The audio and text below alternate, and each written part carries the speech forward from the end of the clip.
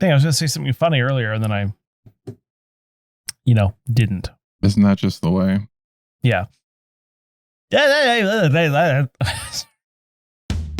Welcome to Namely 90s. The podcast that takes you back to the time before smartphones, Google, and Y2K. Join your hosts as they relive the pop culture that shaped a generation and the parts that many people wish they could forget. Listen in to the conversation about how the decade defined those who spent their childhood there and how it shaped them as adults.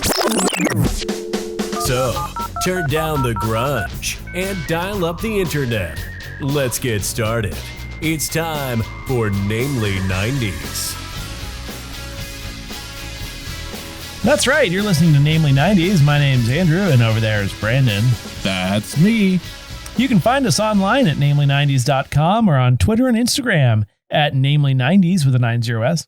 You can also find the show on YouTube at namely90s.com/YouTube. And finally, if you'd like to support the show, head over to patreon.com/namely90s with a 90s to sign up to support us. And here we are, getting some rust off here. Yeah, well, I technically it's only been like a 2 week weeks and a half at most since we've I recorded. rust easily. There's a lot of moisture here. I guess. That's fair. And of course, like, we haven't done a back-to-back recording since like last year. And of course, the one time we do it, the world falls. Yeah, I know. Like our episode that came out on Monday, we're like, everything's great. Pretty much. I was like, yeah, Star Trek's coming back this week with Picard, and all is well with the world. Yeah. No. Things happened. Yes. So do you want me to talk about the Batman first? Do you want to talk about that? Which one's which one's more gloomy? Yeah. Let's go into the Batman first. Okay. Well, so basically, in the Batman, there's this evil Eastern dictator that wanted to have his land back because he's isolated himself from his advisors. And to be clear, it's not his land, but whatever. Exactly. But he thinks it is. Mm. I sat through 3 hours of the Batman today. Wow. It was good. It was probably 20 minutes too long. It was one twist too long, I would say. Yeah, I get that. Semi-spoilery review. I'm not going to spoil anything, just the fact that it's a Batman movie, there's plot, and it's like this version of the Batman, or this version of Batman, they're focusing more on like the detective noir style Batman. When do the werewolves come in? You were referring to the vampire hunter. Wait, no, the vampire actor, Mind Hunter. What? No, Robert Pattinson. Yeah, Robert Pattinson. Our Pats, or as we've discussed before, his official Batman name is Rob Bat. Rob Bat. Yeah, I'll send you the graphic again. It's my favorite. But he was a pretty good Batman. It's set like year 2 of Batman, so you don't have to worry about a Batman origin story, except yet again, it's a Batman origin story, where you don't. Spoilers for if you see the Waynes dying this time, you don't. But you don't get away from it. You really just don't get away from how the fact many that times can you do the origin? Like, how many times can you do it? Yeah, well, so again, he's set up like it's year 2. This would be like if we looked back at a trilogy that I know you watched, the Dark Knight trilogy. This would be like the Dark Knight era-ish for him. It's a little bit more grounded, which is weird to say about an already grounded series. I actually found myself wishing there would be a little bit of levity, a little bit of like, I wish he just pulled out the Bat Amex or Bat Discover card or whatever it was from Batman Forever. Importantly, were there bat nipples or no bat nipples? No, there were no bat nipples. I would give it a 0 out of 5 bat nipples. Just for the bat nipple rating. But he did have like a very armored suit and kind of similar to the Chris Nolan Batman's, which was kind of cool. It was a good movie, well acted. Again, just a little too long, a little too many plot points at the end to make interesting. When you're kind of just calculating how much more time left do I have before my bladder explodes? Because you're paying a premium to watch a movie on the release day, which is now a thing. It was already a thing here. I don't know why everyone's upset that AMC is charging an extra $1. I had to pay an extra $3 to watch a premiere for the last 5 years. So STFU. Yeah. I mean, that's just the way of movie theaters. It's very true. Yeah, it's a dying business, and this is not my joke. I think I stole it from the Daily Show. It's now the blockbuster pricing. The new releases, you got to pay a little bit extra, and you see how well that did for them. Yes, indeed. Otherwise, overall, I would say 4 out of 5 bat nipples. I would place it right under The Dark Knight in my Batman movie. So if you're currently living in a country that isn't being shelled by a madman lunatic criminal, you should go to this movie. Yeah. Essentially is what you're saying. Well, you did hear they're not releasing the Batman in yes, Russia. I did know that. And certainly nothing against the Russian people. No. Lovely folks, but dictator. Unfortunately their government's being a little sketchy right now. So they have to feel some of the brunt of that. And so too do our people, but who is feeling it the most, obviously, is the Ukrainian people. So I think we should all just not complain that much about like slightly higher gas prices or whatever it is, Yeah. Valid point. But definitely let's demonstrate on freeway overpasses for some BS thing about someone in a truck not wanting to get a shot, or I don't know. Isn't everything... Is that caravan still going? Yes, and they keep like doing stuff here. My point is like, at least here in Washington, which is one of the most restrictive states in the US with regard to COVID, like that's all going away like next week. So why, like, first of all, I mean, I think the whole thing's dumb, but I think Canada should just cut their losses and be like, fine, get the shot or don't, whatever. But the whole thing about like, it just sort of makes this protest seem sort of petty, in the grand scheme of the world stage. Really? A bunch of people not wanting to wear masks or get a vaccine. I mean, part of me agrees with them. Like, petty. You're by yourself in a truck. Why do you have to get a shot or wear a mask? Because they can't go into the Tim Hortons.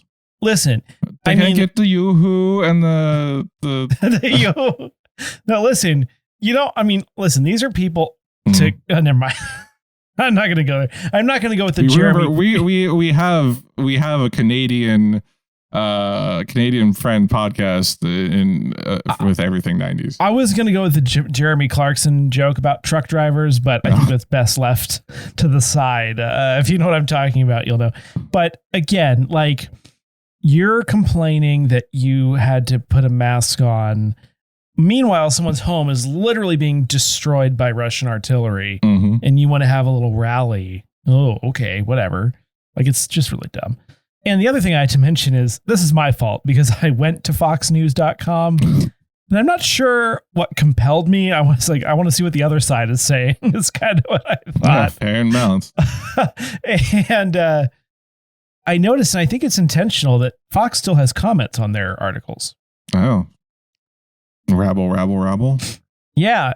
And oh no, you read them? I wanted to light myself on fire after I read them. I was going to ask, did you make us a game? I felt unclean. No, I should have. The problem is none of the comments were like, was it this or was it that? It was like all that. You know what I mean? There was none of this. It was only that. If that makes.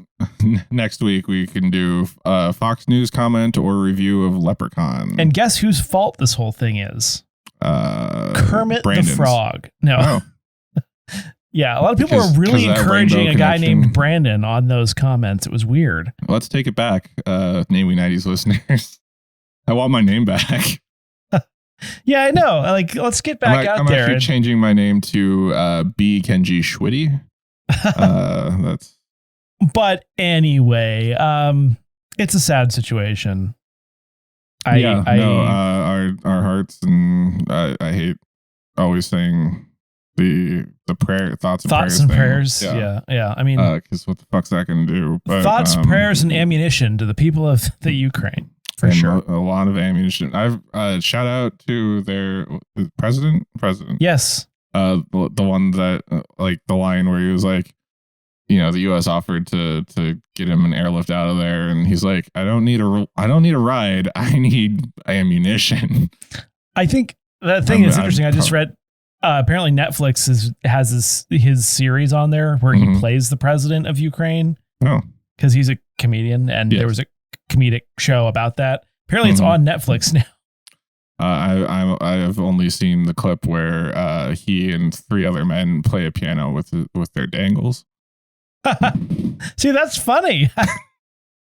And he's gonna shoot some Russians. Oh boy, I don't know. I'm not sure what to say other than, you know, you wish you could do something more, but at the same time, there's a lot of complicated and interesting reasons why we can't help more. And I'm not a military strategist or a politician, so I will not give my 2 cents on that. Well, what you can do is help support Ukraine, and we have some resource links in the description for this episode on the podcast or in the YouTube video below. Description below. So please help and support if you can. If not, thoughts and prayers are welcome. You can help by contributing to the Donald Trump 2024 campaign, according to the people on Fox News. Okay. Yeah. Kermit the Frog must be defeated. Is it the meme of Kermit where it's Kermit and then the Darth Vader Kermit or the Palpatine Kermit? Oh, I love that. Yeah. No. Anyway, also, we should just let everyone know that next week we're doing another special. We're doing our March special. It'll be our St. Patrick's Day special. And do you want to tell the listeners at home what we're doing it on? Yes, we are going to watch the 1990s movie, which is also Jennifer Aniston's theatrical debut. I believe that is correct. Leprechaun, which is a horror movie. Horror movie, ? With Warwick Davis. Is it like a tongue-in-cheek horror movie? It's like the horror comedy of the late 80s, like Gremlins. The only thing horrifying about it is the acting. No, I don't know. We haven't watched it yet. I watched a few clips. It is it's gonna be a rough one. How long is it? That's what she said. I think it's only like 90 minutes. Oh, it's gonna be an easy one to get through. That's yeah. So look forward to that. If there's nothing but despair on your timelines this week. Also, I don't know why I'm talking in my NPR voice now, but I think it's because I've finished my new setup. I finally, after 2 years of doing this, got the piece to the boom arm to make it work with any of my equipment. And yeah, I no longer have the face shield. So yeah, well, I've made sure the microphone obscures my mouth. I'm excited though. It's going to be a fun special. If the world isn't post-apocalyptic at that time, we should all be fine. Yeah. Gas will cost $12 a gallon. Everyone will be running around trying to buy gas. I guess. I don't know. Doomsday prepping with Andrew. All right. Well, anyway, let's jump in. Why don't you tell us what was going on in March of 1998? Travel back with me, listeners, if you will, to March of 1998. On the 1st, the Titanic becomes the first film to gross over $1 billion at the box office. On the 2nd, great yawn. Great. So no, I was a little bit yawn. On the 2nd, the Galileo space probe, indicates there may be a liquid ocean under the ice on Europa's surface. Okay. Can you tell me what Europa is, Andrew?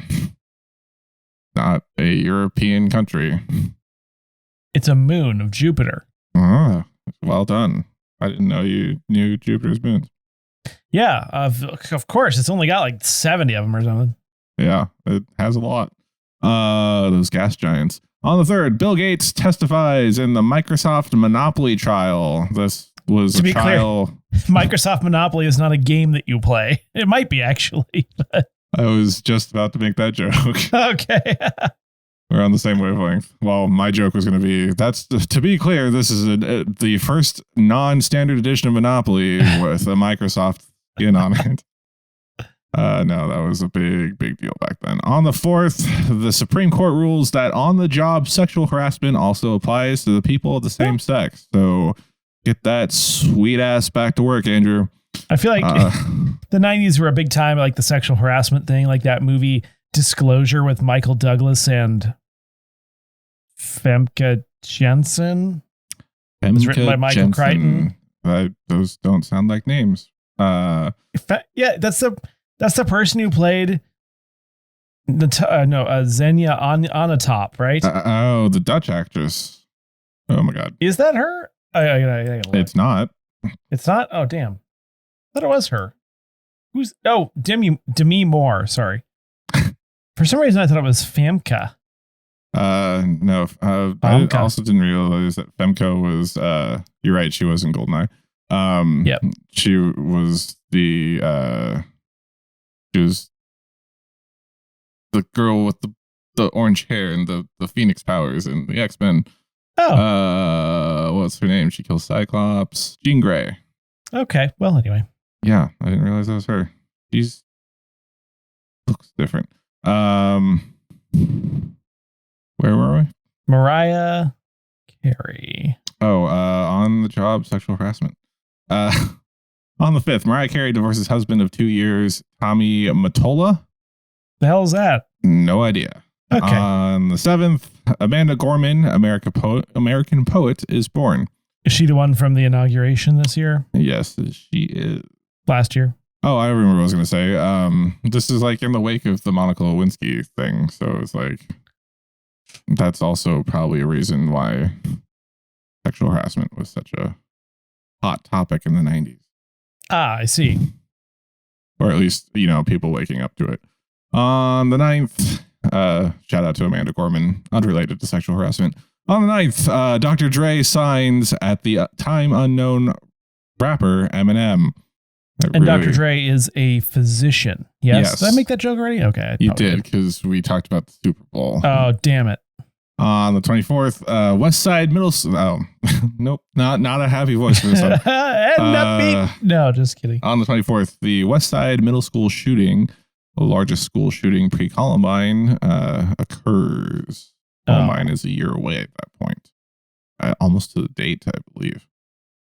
On the 29th, BBC America, the channel, debuts. And finally, on the 31st, the opening games of the MLB expansion teams, Arizona Diamondbacks and Tampa Bay Devil Rays, happen. Both teams lose spectacularly. So when I first read that, I thought they played each other, and I was like, wow, they both managed to lose. Wow, they're terrible. That would be better. And also on the 31st, StarCraft is released for Microsoft Windows. Oh. All you StarCraft mains out there. Is that a word? Is that the right word? Yeah. It is an TV premiering on the 10th. 2 Guys, a Girl, and a Pizza Place on ABC. On the 15th, PB&J Otter on Playhouse Disney. I believe I've heard your wife say those words before, so I threw it in there for her. Hi, Kayla. On 24th, True Life on MTV. And ending, we have on the 20th, Ninja Turtles, The Next Mutation, which we talked about in a previous episode. Do you remember the name of the 5th turtle who was female that they made exclusively for this live action show? This one isn't in our notes. It was a feminine name. It was. It wasn't an artist, but it was a statue, I believe, that Da Vinci did. Mona Lisa, which I know is not a statue. I believe it was Venus de Milo. Yeah, you're right. Yes. And I believe that was a statue.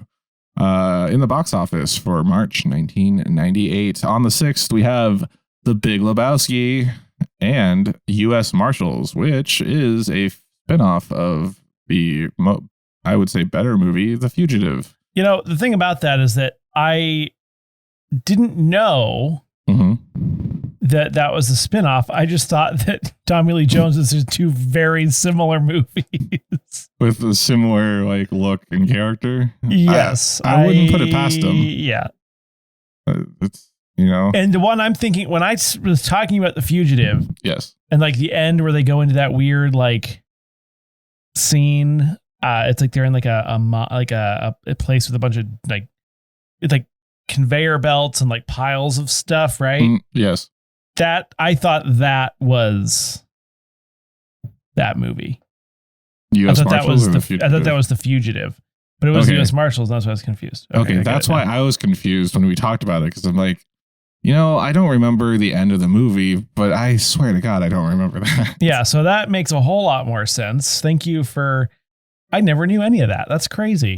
Also on the 17th, Batman and Mr. Freeze. There should be a colon there. Sub-Zero, which is a direct-to-video animated movie from the kind of a continuation of Batman the Animated Series. Right. Yep. On the 20th, Wild Things. Do you remember Wild Things? That was Denise Richards and Denise Richards.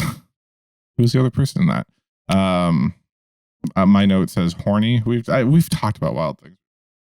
I feel like, but maybe we'll talk about it more today. Nev Campbell, right? And then finally on the 27th, Grease gets a re-release in theaters. And in the Billboard charts, number one for March 1998, and from February for the first week is My Heart Will Go On by Celine Dion. And for the rest of the month, it is Getting Jiggy With It by Will Smith. It goes from My Heart Will Go On to Getting Jiggy With It. No.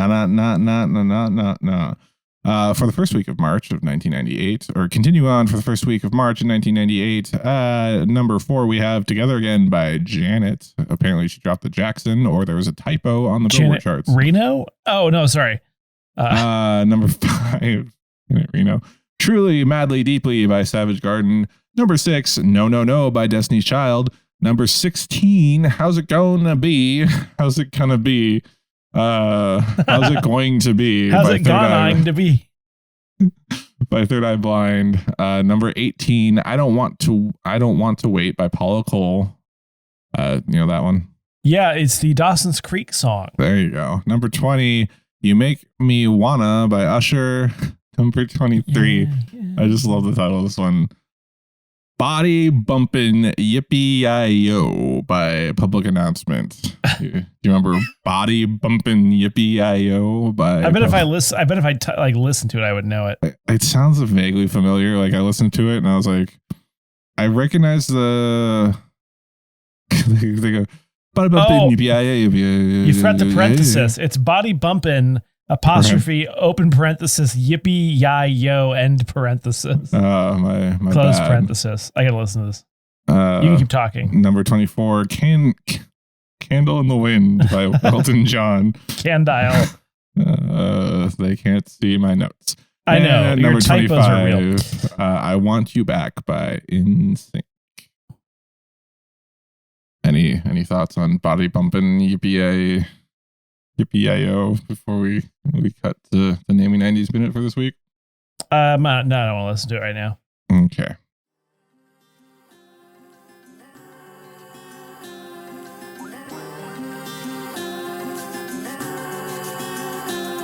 Welcome back to our new mid-episode break, Namely 90s Minute. Every week we look back at a culturally relevant show, movie, or piece of pop culture that probably helps stoke the algorithm.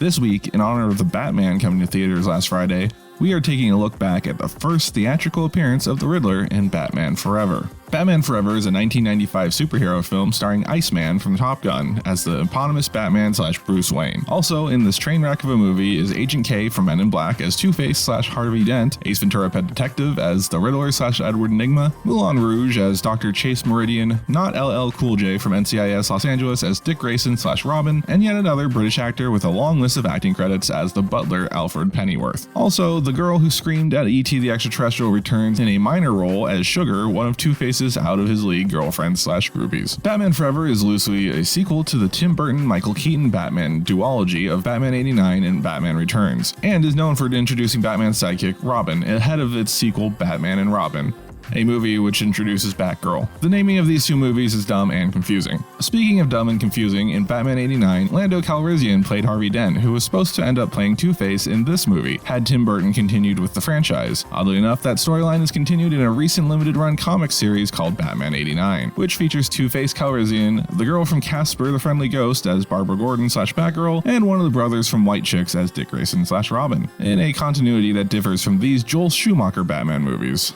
Finally, and most importantly, this movie is responsible for the introduction of Bat Nipples to the franchise. Does anyone actually care about the plot of this movie at this point? Really? Fine. In a flashback, it's revealed that U.S. Marshal from The Fugitive got acid thrown on his face and became the supervillain Two-Face. The Mask is underappreciated at his job at Wayne Enterprises and creates some sort of mind control device that Bruce Wayne personally rejects, sending him into a psychotic spiral that ends with him becoming the Riddler. Bruce Wayne adopts a grown man who finds out Bruce is Batman, and he becomes his sidekick, Robin. Batman seduces criminal psychologist Dr. Chase Meridian because she's both simultaneously exceptional and terrible at her job. And after Two-Face and the Riddler team up, they're defeated by the reluctant Batman and Robin team up with the well-timed Batarang to foil Riddler's mind control dumbing wave plan. It's dumb, it's a dumb plan, it's a dumb movie. And that's Batman Forever in a Namely 90s minute. More or less. And now, back to the show. Anywhere you want to go? To bed. No, I'm just kidding. Not with me. It was an unwanted sexual advance. Yeah. Oh gosh, I don't know. Things we should be making fun of. Something about no, you go. Well, we promised our Quote We 90s for last week was The Big Lebowski. Right. Neither of us have seen it. True. But The Big Lebowski is a 1998 black comedy crime film written and produced and directed by Joel and Ethan Coen, the Coen brothers. Stars Jeff Bridges as Jeffrey the Dude Lebowski, as a Los Angeles slacker and avid bowler. Let's see. Sam Elliott's in it, Julianne Moore, Steve Buscemi, John Turturro. I'm pretty sure there's like a spin-off sequel that came out 2 years ago with one of them. Philip Seymour Hoffman. PSH. Yeah. I didn't realize. Ripped to the max. Ripped to the max. I didn't realize Terry Reid was in that. Oh. David Thewlis. Peter Stormare. I don't know. Stormare. Yeah, it was loosely inspired by the work of Raymond Chandler. Joel Coen is quoted as saying, "We wanted to do a Chandler kind of story, how it moves episodically, and deals with characters trying to unravel a mystery, as well as having a hopelessly complex plot that's ultimately unimportant." That sounds like frustrating. Sounds like something you would hate. Yeah, it sounds frustrating. Let's see. The rest of the plot is the dude is assaulted as a result of mistaken identity. Learns that a millionaire, also named Jeffrey Lebowski, was the intended victim.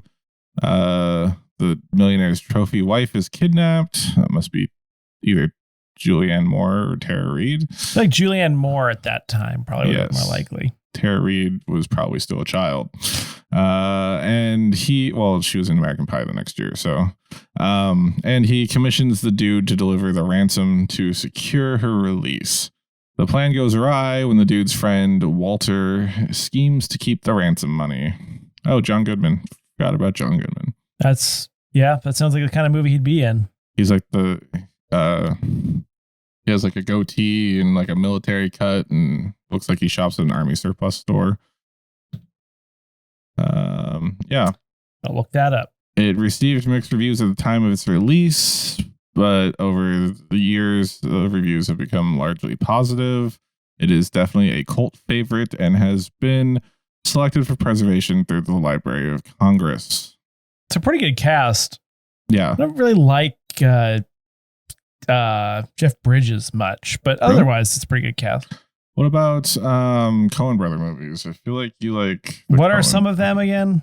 I want to say something about Mary. Yeah. I thought you liked them. That one. Raising Heirs. No. Fargo. Oh brother, where art thou? I did watch part of that one. Something about George Clooney. Burn After Reading. We saw that. That one was that was pretty good. Did he do Hail Caesar? I think you said you saw that one. Not something about Mary. That must be the other brothers. Miller's Crossing. No. Nope. I'm bad at this. No Country for Old Men. I know of it. I had never seen it either. That's all I got for you. Well, yeah, I've never seen it. Yeah, no, I haven't seen it either. Will you watch it? I think that it should be on, if we do in the future go back and like do deep dives or rewatch movies that we should have seen. I think this is one of them because it's a cult favorite. That's fair. And it's one that I haven't seen that's a cult favorite, so I would be subjugating myself to the torture as well. Speaking of torture, NSYNC. They're number 25 on the list here. Before we started the episode, we watched the I Want You Back music video. The first one, the original version, the one that was shot in Stockholm, Sweden in 1996. Stockholm. Yeah. So, because apparently they released their music in Europe before they released domestically. Weird. Yeah. But yeah. So for those of you that don't remember the video or haven't seen it, essentially they're all on a green screen and then they're in like a space station dancing around very terribly, I might add. So why did that have to be shot in Sweden? Well, the original German release of the song was. But did they not have green screens in America at the time? Like, I assume they were promoting, like they were touring, promoting back then. In interesting. Europe. Therefore, Europa, European studio. I actually do not know.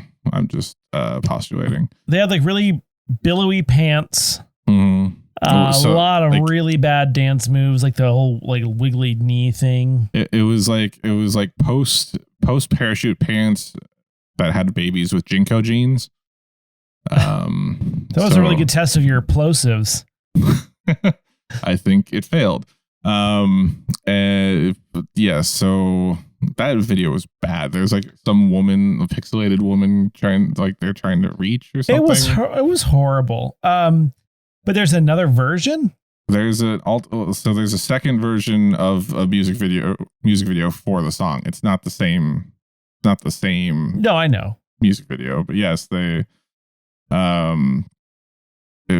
was more moody and just dancing in grayscales and parties in a warehouse. Personally, I think the original version's better, even though it's worse. Yeah. We just made a real music video. No, that sounds stupid. Like you're just cutting to random shots of you playing pool and riding jet skis. Like that doesn't make any sense with the song. Granted, neither does the space station, but there was a woman that they were trying to get back from space. And that space station is now going to plummet to the Earth because the Russians refuse to support it. I believe they're pinning that on us. Kermie is he's to blame there. Miss Piggy. Sorry. I should do a quote 90s voice in my Miss Piggy voice. Now that would be entertaining. Is that it? Is there anything else? I only picked 2 topics because I thought you would have picked a third. Yeah. Like 2 guys girl in a pizza place, which we talked about over Christmas. Ryan Reynolds, the other guy, that girl. The girl from Monk, Nathan Fillion, becomes her boyfriend in later seasons. Yep. What I'm saying is, I could talk about wild things for a few minutes. I don't know. Do you remember the Microsoft Monopoly trial? A little bit. Yeah, I remember that. I actually referenced it this week. Why? Well, the thing is, I can't really say legally. So. Oh, okay. Fair enough. That's interesting. So the Microsoft antitrust case. That was about Internet Explorer, wasn't it? Like they put it on all the computers, but like no one else had a chance to put theirs on there or something. That was wasn't that the 2000 one? I don't remember. Was there another one? Yes. So this was 1998. Let's see if I can find that one.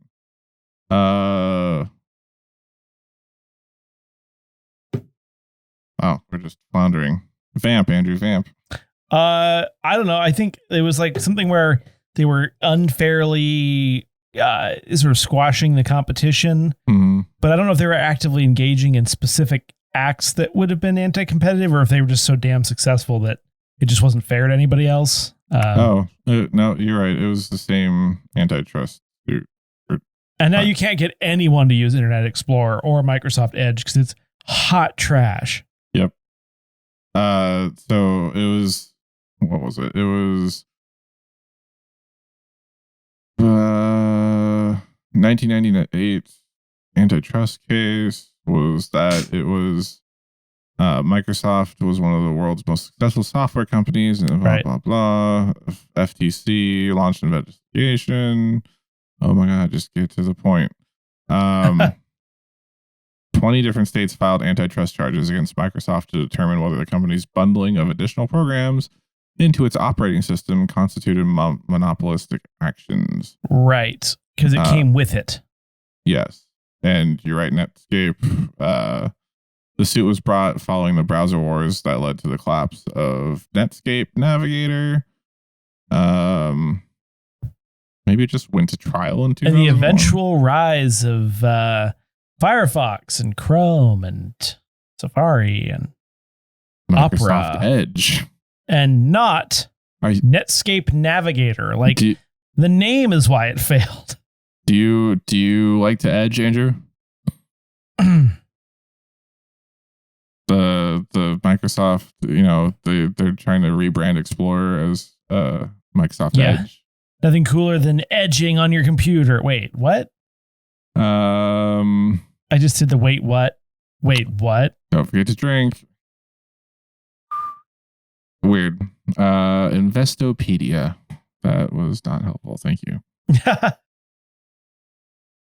They have a monopoly on BS. And so do you. That's me. Weird. Okay. The Wikipedia article has the exact same thing as what I just read. Okay, the suit began on May 18th, 1998. Okay, so this is the same thing. This podcast brought to you by Google Chrome, not a sponsor. Actually. Google Chrome. Sponsor us.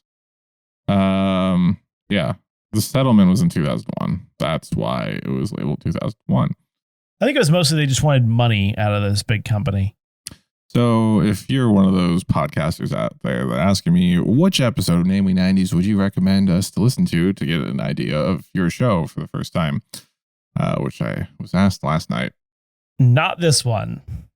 Congratulations. And that's it for this week's edition of Namely 90s. If you feel like coming back next week, we have our March special where we talk about Leprechaun, and we will actually be somewhat informed on it. If you liked our February special, let us know on Twitter or on Instagram at Namely90s with 90s, or find our personal accounts at bshwitty and at Namely and tell us what you want us to talk about on future episodes. Those are our personal Twitter accounts. Our Twitters. If you would like to support the show, please check out our Patreon at patreon.com/namely90s, also with a 90s. And finally, you can also contact us through our website, namely90s.com. Please subscribe to us on Apple Podcasts, Stitcher, Google Podcasts, Spotify, YouTube, Monopoly, Deezer, TuneIn, iHeart, Good Pods, and wherever you get your podcasts from. I'm Brandon, that's Andrew, and we'll catch you next time.